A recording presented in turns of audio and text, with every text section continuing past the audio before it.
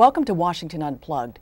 Ireland's first female president, Mary Robinson, was among the recipients of the Presidential Medal of Freedom yesterday afternoon at the White House. She received it despite fierce opposition from pro-Israel advocates who criticized her role in the Durban Anti-Racism Conference of 2001, which was known for its anti-Semitic rhetoric. Former Bush officials also criticized her record during her time as UN High Commissioner on Human Rights. I spoke with President Robinson right after she left the White House yesterday and asked her how it felt to receive the honor from an administration she hasn't always seen eye to eye with. How does this feel? It feels great. I studied in this country. I'm a graduate of the Harvard Law School, and I've always talked about that year as being one of the most inspirational in my life. It was the year when Martin Luther King was assassinated and Robert Kennedy was killed just after I graduated. And I came back to Ireland inspired by what I'd learned about the civil rights movement in this country. I am extremely comfortable in the United States, as most Irish people are, and the only way in which I address issues for any country is on a complete situation of sort of, if you like, I raise, and when I was High Commissioner in particular, the human rights issues of every country in a very thoughtful way that is relevant to that country. And of course there were many issues of human rights to be raised, especially in my last year as High Commissioner for Human Rights. Now, you had many open clashes with the Bush administration. Would you have accepted this honor from President Bush? I don't think I have to even speculate about that. I have extremely good relations, for example, with Colin Powell. He's somebody I have a huge admiration for. And there were many other representatives in the Bush administration that I have very good personal relationships with. I did not agree with a number of issues at that time, but it is special to me that this is the first Presidential Medal of Freedom that President Obama has chosen to confer on those of us that he has called agents of change. I genuinely feel both honoured and humbled to be in such extraordinary company, and it was a very, very warm ceremony. Now, the President cited your work for women's rights and the fact that you were Ireland's first female president.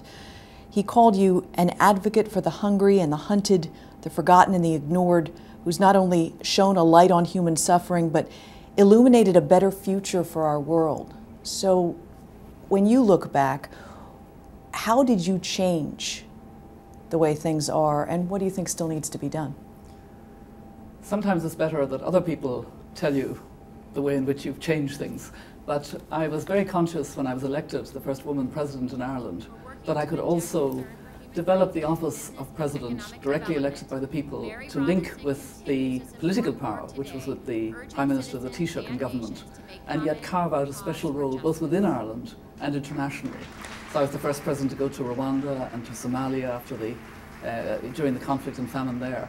And I built up the Office of UN High Commissioner for Human Rights from a very small, underfunded, under-resourced office to being a real voice within the United Nations on human rights. And now I'm doing very pioneering work with my colleagues. But you know, you don't get recognition like a presidential medal as an individual alone. It means that a whole lot of other people worked with you. And this honour is an honour for all human rights defenders with whom I'm in really quite close touch. And I know that they see it as an honour for Ireland and the first Irish person, but also particularly an honour for human rights defenders. Now, your work as the UN Human Rights Commissioner also led to some of the greatest criticism that was leveled against you, especially for your participation in the UN's Durban Anti-Racism Conference. Now, at issue was the fact that many of the attendees wanted to bring back... You know, there's a wonderful story about Durban, and it hasn't yet been told.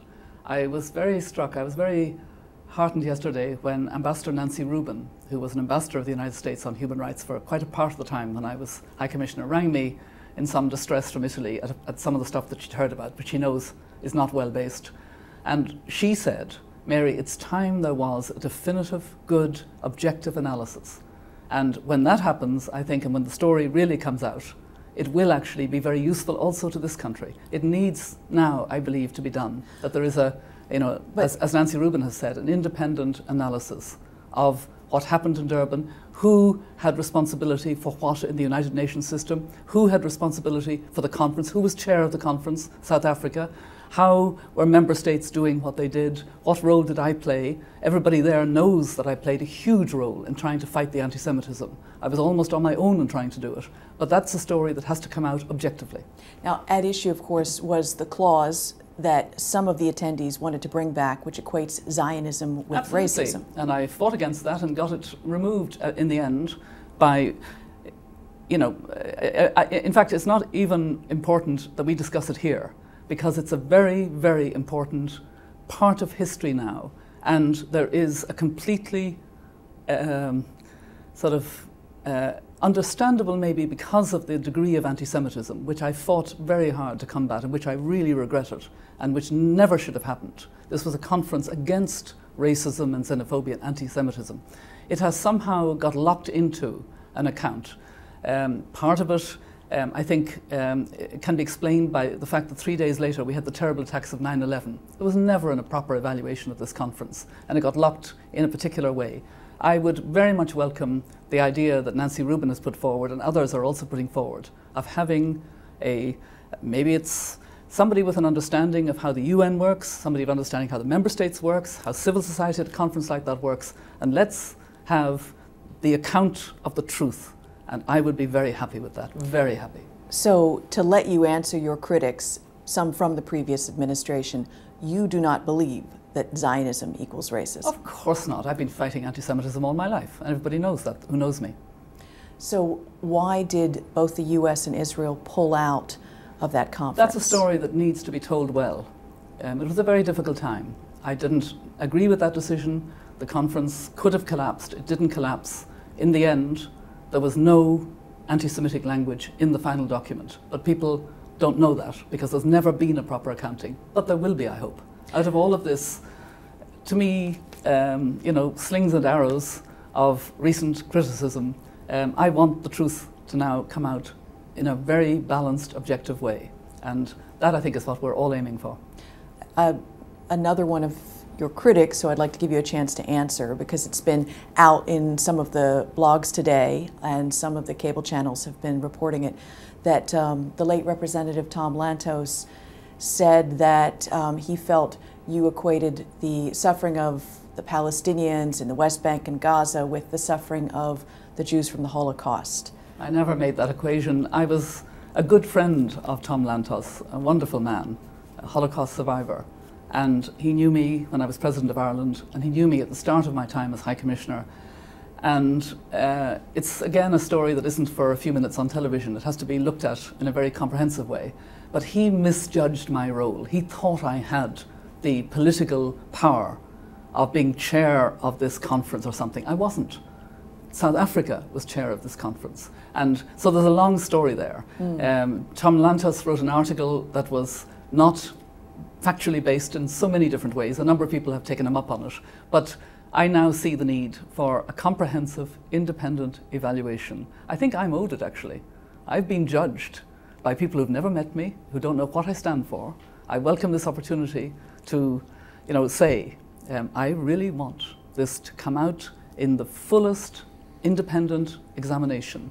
It would be good for this country, because we have to move on. We have to continue to fight anti-Semitism wherever we find it. We have to continue to address any attempts to have.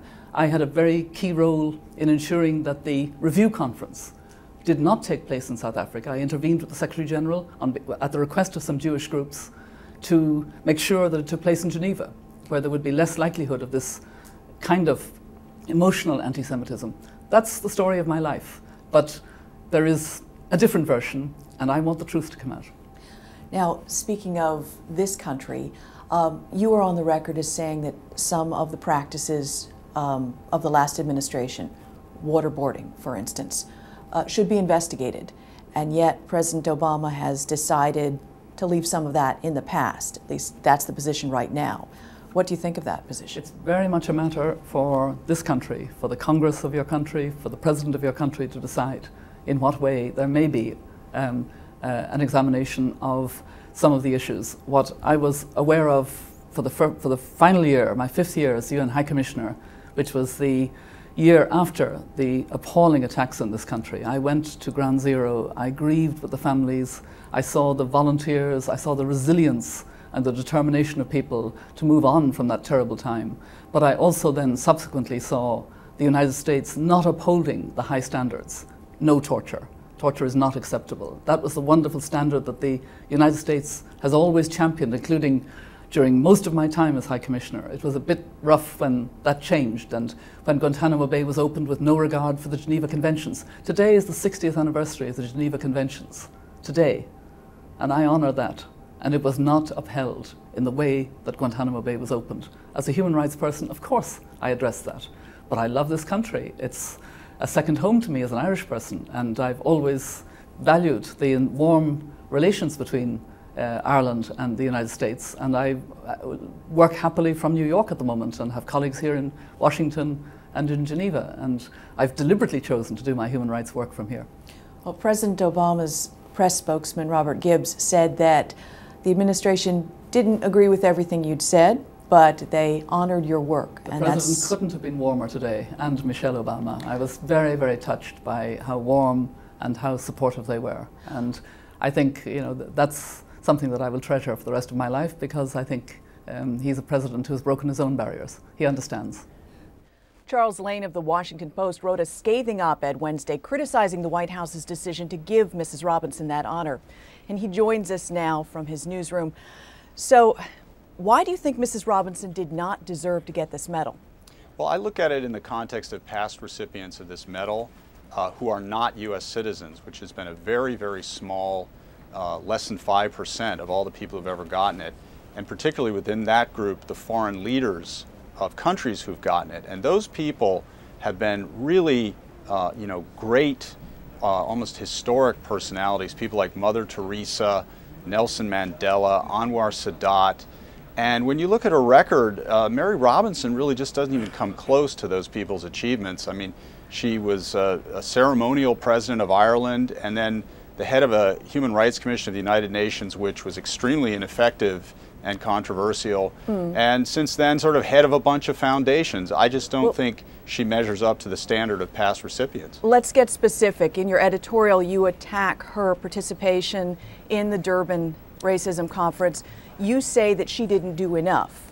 Well, what I say is the conference itself was kind of a joke. I mean, even if it had not been badly tainted by all kinds of anti-Semitic rhetoric, which in fairness to her, I think she tried to control. I don't think she was totally successful, but I don't think she's an anti-Semite. This conference was just a conference. It produced some report which basically said, you know, racism is bad in 62 extremely difficult to read pages, and then everyone went away and it had no impact. And yet she says that she fought to keep the anti-Semitic language out of this conference, and she achieved that. She also says that she spoke out at a time when it was very difficult for people across the world to speak out against some of the things the Bush administration was doing. You also attacked her for that. Well, look, I mean, if her claim is without me, this bad conference would have been even worse, you know, I'll concede that. I just don't think that's the level of a Medal of Freedom winner. That's not much of compare that to what Mother Teresa, John Paul II, and Nelson Mandela accomplished. I don't think it rates. As for her criticisms of President Bush, I think those were voiced by many, many, many, many other people in Europe and across the world, and indeed in the United States. And I don't think her voice particularly stood out. I don't think it was a particularly courageous thing to do, actually. I think a lot of people were doing it. So I just don't see what's so special about Mary Robinson. And I repeat, particularly when you look at the context of other winners who were not American citizens, which is a very, very special and select category over the years. But at this point, you are not blaming her for the outcome of the conference, because your editorial came out with a slightly different tone, much more aggressive. No, not exactly. What I said was basically, I think her detractors have said the conference is all her fault, and she defends herself by saying it could have been even worse. I don't think it's even that important to decide, because I think the conference itself was a big nothing. And even if it had been a great conference, all it was a conference. So what kind of an accomplishment is that? You know, particularly compared with the tremendous sacrifices and moral leadership of the other winners of this award in the past, like Aung San Suu Kyi, who's still in prison in Burma for her beliefs. A person like Helmut Kohl, who was a friend of presidents of both parties, governed Germany for longer than any other person in history and achieved the peaceful reunification of that country.